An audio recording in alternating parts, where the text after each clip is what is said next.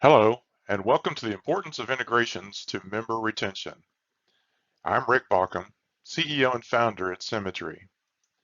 I've had the privilege of working with association professionals across the country in pursuit of digital solutions that serve their customers and members. We don't sell software, but we do work exclusively with associations and nonprofits to develop strategies, best practices, and tactics that level the digital playing field for people of purpose.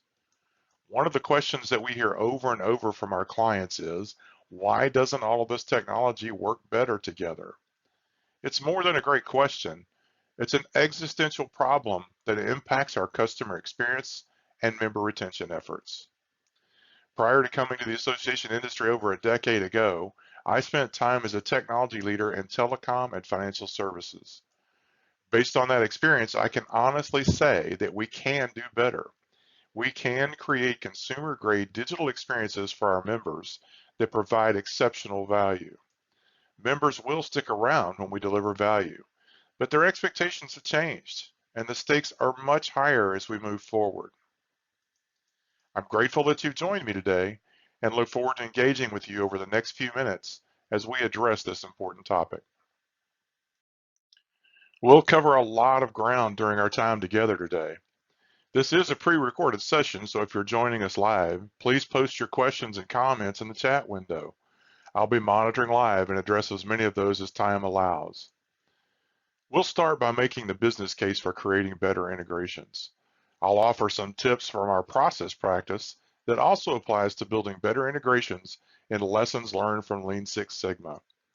We'll talk about how member expectations have changed as we explore the dynamics of the digital ground game. We'll cover the role of integrations in the member experience and how important it is to create friction-free integrations between our best-of-breed applications. Moving on, we'll address the types of integrations and how they apply to specific situations. We'll drift briefly into some technical definitions so that you'll feel comfortable talking to the vendors. Finally, we'll wrap up and save some time towards the end for Q&A. But again, I encourage you to post your questions in the chat window throughout the session. Let's get started. There are many arguments for creating better integrations, but basically they fall into two categories: improved process efficiency or impact on customer satisfaction. One example of improved process efficiency might be that your member service staff would have more time to engage with members if their processes just worked better. A more qualitative measure of better integrations might be an improved Net Promoter Score, which measures the loyalty of members to your organization. Ultimately, the point of creating better integrations is to improve both the member experience and the back office operations. We know that absent other factors such as economic downturns, members tend to be loyal to organizations that are easy to work with and provide exceptional value. Let's do the math to explore the potential financial impact of increased member retention. Let's say you're a 5,000 member organization whose membership renews annually. You'd like to increase your overall retention rate by just 1%. That's 50 members that you would otherwise lose to what we call churn. If your annual membership dues average $200, then voila, that's $10,000 in revenue that can be chalked up to retention. If you can retain these same members for 5 years or more, that's $50,000 towards continuing your mission. That's a compelling business case. You can substitute your own numbers in this simple model to make your business case for creating better integrations throughout your digital platforms. I'm a Lean Six Sigma coach, and we process geeks talk a lot about waste reduction. The Lean Six Sigma methodology categorizes 8 kinds of waste: defects, overproduction, waiting, non-utilized talent, transportation, inventory, motion, and extra processing. Eliminating these same categories of waste are goals that we would suggest for building better integrations between our applications. The root of the argument is build better processes, reduce friction for the customers, and your retention numbers will rise. Let's talk about our digital ground game. It's pretty clear that the game has changed from the business models of our past.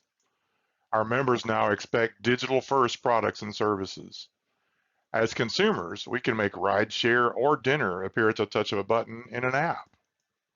During the pandemic, we survived on Instacart and Amazon Prime. In spite of some of the obvious limitations, none of us is Google or Amazon, by the way, our members have developed an expectation that engagement with our products and services will provide this same level, this consumer level of service and value. The secret sauce for these consumer services, which now represent our competition, is an obsession with the digital customer experience. Uber, Amazon, and Google all maintain highly complex but well-integrated application ecosystems. In the B2C world, it's unacceptable to require multiple logins, delayed payment processes, or inaccessible customer service. Amazon knows us so well that it's sometimes frightening. The good news for us is that many of these same tools used by Amazon, Uber, and other excellent consumer companies are now available to associations to help us create personalized and friction-free journeys for our members. So the most important benefit of great integrations is a friction-free customer experience. What do we mean by friction-free? The most common example is logging onto our website. Most associations have a general landing page that serves as the hub for accessing products and services. We link our best-of-breed applications to these websites in order to present a one-stop shop. While it's important to verify someone's identity and access privileges before allowing access to certain of these applications, here's where the friction is created. If we ask our members to log on to each individual application separately, it creates frustration. This is especially true when each application uses a different authentication process. The solution here is single sign-on, which allows the member to log on once to access the member portal, while the integrations pass their credentials to the various applications on the back end. Single sign-on, or SSO, is an example of both process orchestration and data orchestration.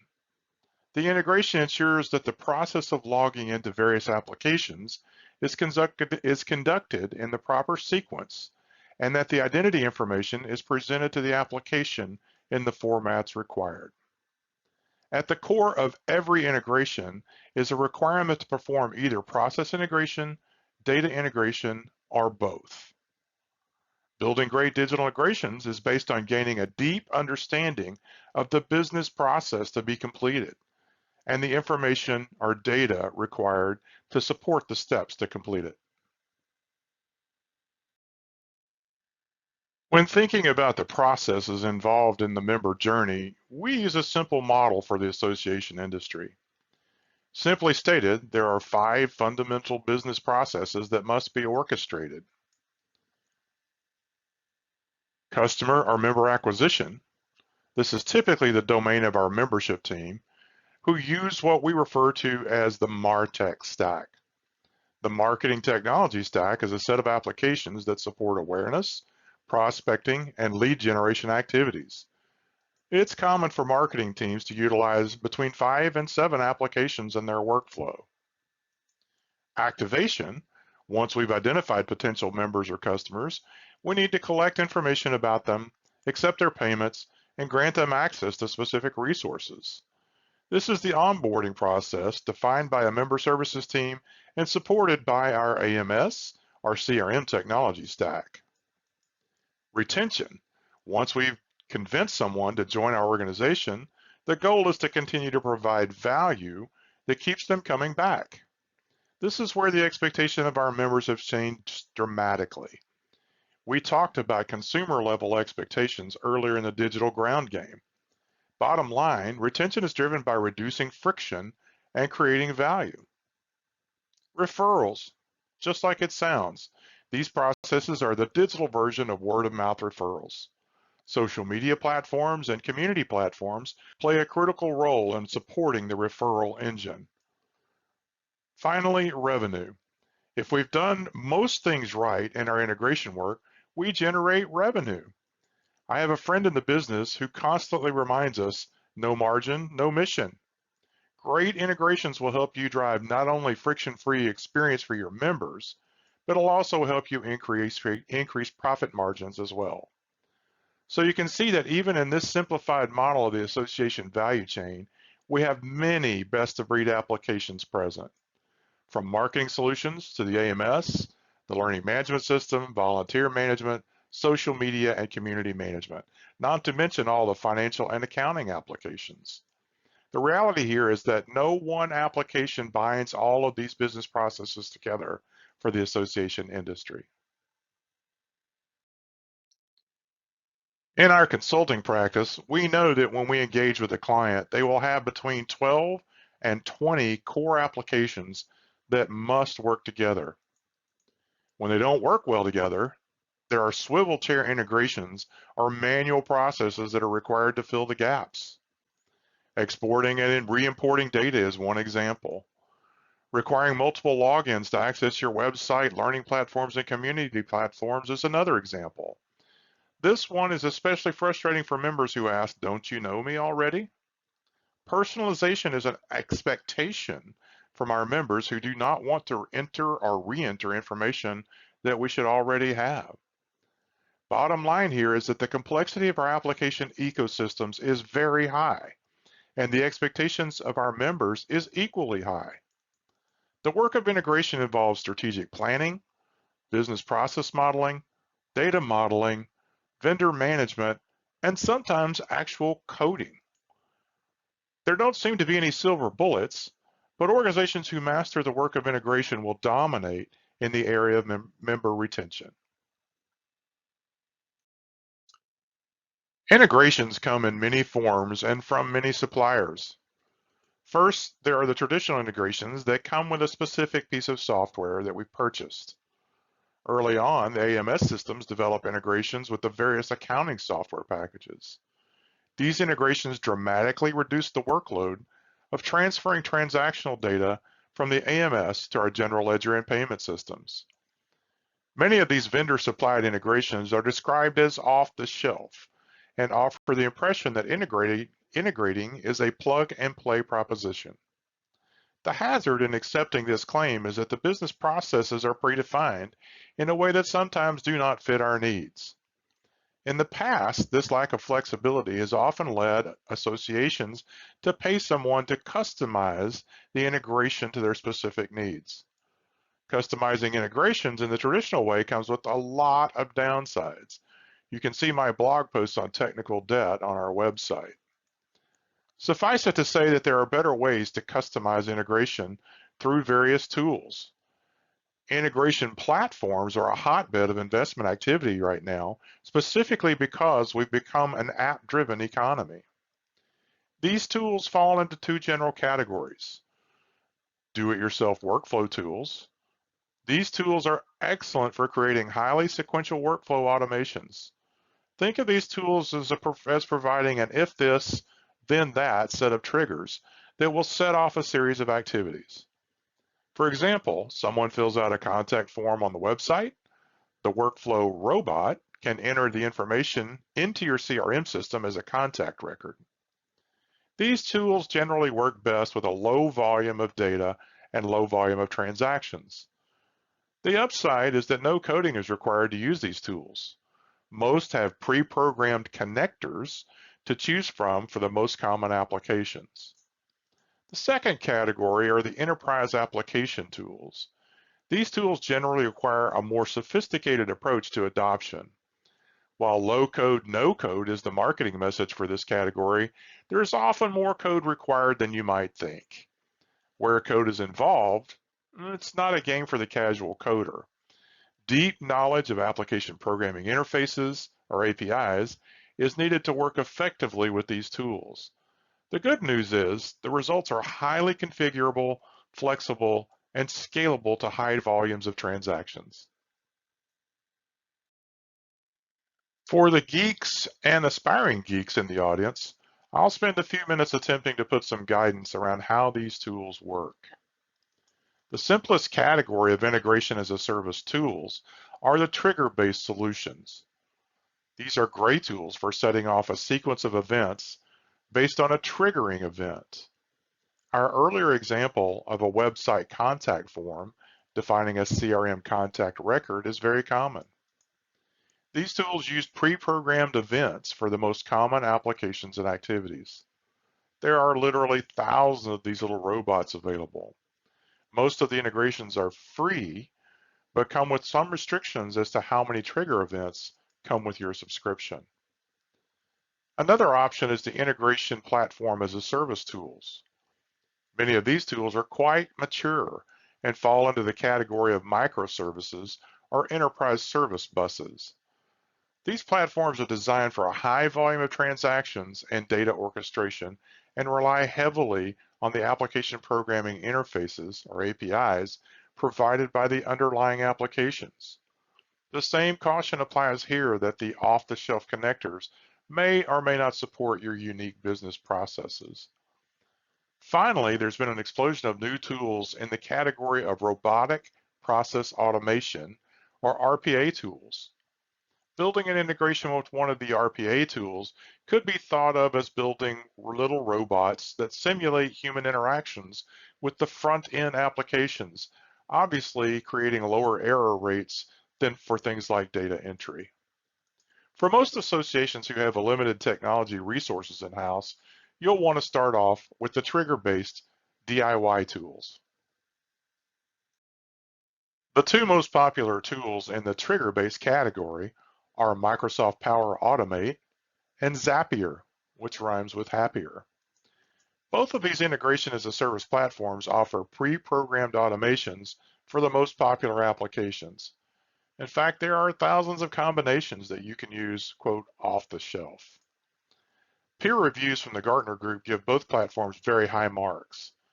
The caution for using each of these tools is that you should understand what you want to accomplish in your business process before implementing any automation at scale.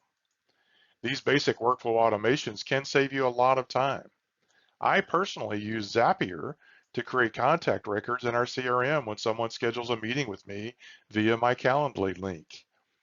We also use Zapier to manage newsletter subscriptions via forms on our website. Our ability to track and understand customer engagement with our websites, blogs, and outbound marketing relies heavily on this category of integration platforms. Gartner Group defines Integration Platform as a Service, or iPaaS tools, as a suite of cloud services enabling development, execution, and governance of integration flows connecting any combination of on-premise and cloud-based processes, services, applications, and data with an individual or across multiple organizations. As I stated earlier, these tools require intermediate to advanced skills in the areas of business process mapping, and in some cases require programming skills to realize their full potential.